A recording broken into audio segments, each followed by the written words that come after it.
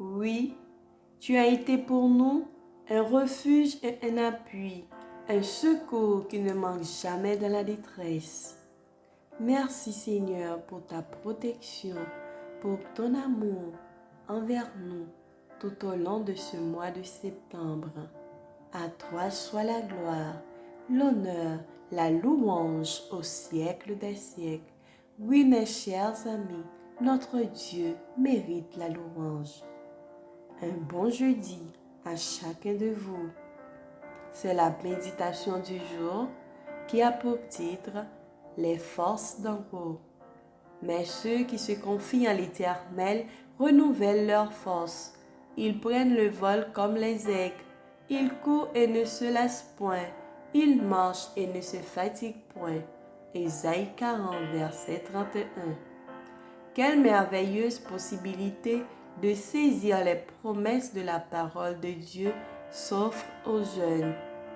L'esprit humain peut à peine concevoir les connaissances spirituelles que ces jeunes sont susceptibles d'acquérir lorsqu'ils deviennent participants de la nature divine. En corrigeant chaque jour leurs défauts et en remportant des victoires quotidiennes, ils deviennent des hommes et des femmes sages et forts en Christ.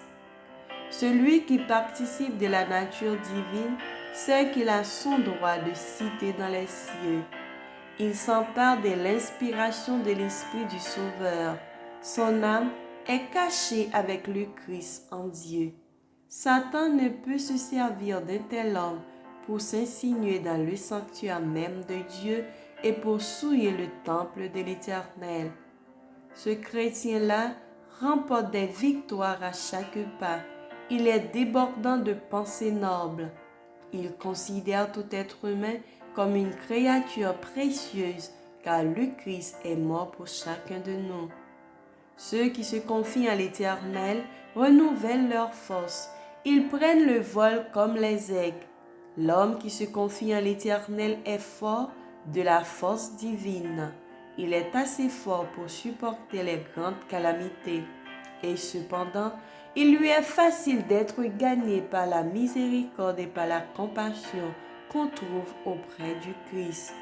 Le chrétien soumis à Dieu est prêt à faire la volonté divine. Il cherche avec diligence et humilité à connaître cette volonté. Il accepte la discipline du Christ et il redoute de marcher selon son propre esprit limité. Il communie avec Dieu et est en liaison avec les cieux.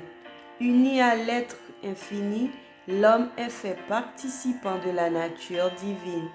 Les traits du mal n'ont alors aucun effet sur lui, car il est revêtu de la panoplie de la justice du Christ. Amen. Que le Seigneur nous bénisse et qu'il nous fasse grâce. Bonne journée, bon jeudi avec Jésus. Amen.